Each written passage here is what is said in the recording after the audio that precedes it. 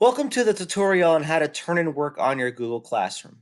So the first thing you need to do is you need to navigate to your actual assignment. In this case, it's under classwork, and I want to complete this assignment right here, Google Test Slide, right? So I would simply click on the assignment, then I would click on View Assignment.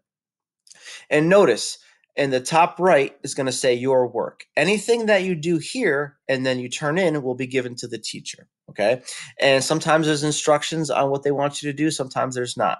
So in this case, she added a particular Google slide that she wants me to open up and then complete the assignment. Sometimes it'll be a Google Doc, sometimes it'll be a drawing, sometimes it'll be whatever they decide for you to complete based on what their assignment is, right? And so basically in this case, you'll notice that she has an assignment right here. That means that she made a copy for everybody that she wants you to open up and complete, and it's your own work.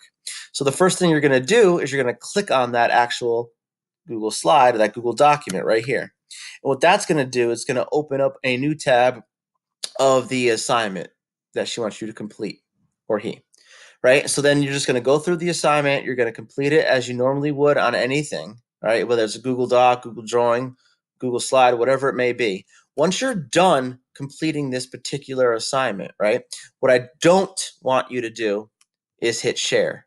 Do not hit share, because sharing does not dictate to Google Classroom and to your teacher that you have completed the assignment. What that does is it gives them an email, and it clogs up their email. I get all these emails from students with all this work, which is not linked to Google Classroom, right? So you always want to turn in your assignment, not hit share, right? So how do you do that? You simply just navigate back to the Google Classroom tab, right?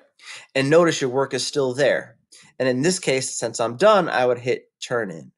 But let's say in the instructions, it wants you to add something that you have already created from your Google Drive. Well, in that case, you would simply hit the add or create button, and then you would hit Google Drive. And then you would select My Drive, and then you would pick what you want to add to this particular assignment. In this case, I would like to add this particular document. So I would find it, click on it, and then I would click Add. And notice, every individual work that you submit right here, whether it's a Google Sheet, Google Slide, Google Doc, will have a separate own rectangle right here, okay? So this is all the work that your teacher is going to get once you hit Turn In. Let's say your teacher has instructions over here that says, create a Google Doc and write an essay.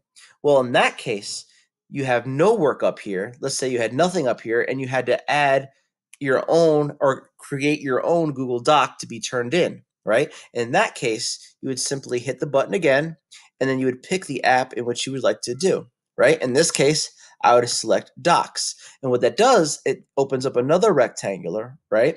And that's another piece of work that your teacher would get. It also opens up a new tab in which you would start to type on, right? So you would just type on your essay right here, right? And then you would just complete that right there. And once you're done, again, do not hit share, okay? Go back to your Google Classroom tab, right? And notice how it's still there, the work that you just created.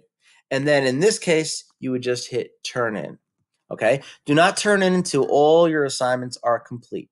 So basically, this top rectangle is work that my teacher made a copy for that I opened up and I completed. This example right here was how you added something from your Google Drive already completed. And this example right here is how you created from scratch a new document that will go into this assignment and your teacher will get. Once you're done, then you hit turn in, right? Turn in again. And what this does is it sends it right to your teacher and right to the fact that she'll know that you have completed the assignment, and it'll all be on Google Classroom. These all won't be in a separate email to her, and then she'll have to put them back in Google Classroom, and it'll just be a huge mess. But once you hit turn in, all these assignments will be coupled next to each other in one location. Notice how you see the unsubmit button right here.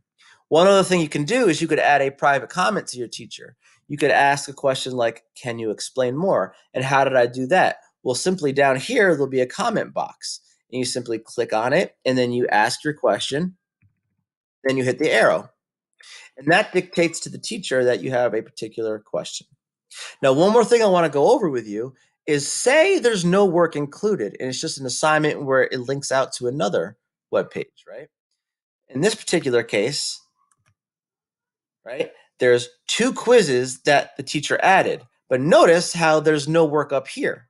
She doesn't want you to add or create. She just wants you to click on one of these, do the quiz. Now, how is your teacher going to know you did the quiz?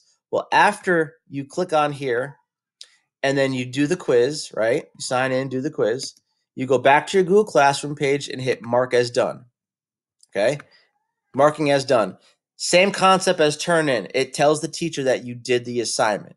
So that's what you can do if there's no work attached in the top right corner. It's just something you go on here, another link, and then you would hit turn in. And again, you could add a comment like, hello, and you explain more, right? And then you would simply hit the arrow button. And then there you go. There's the comment. So this is how you turn in work on Google Classroom. Thank you very much for your time.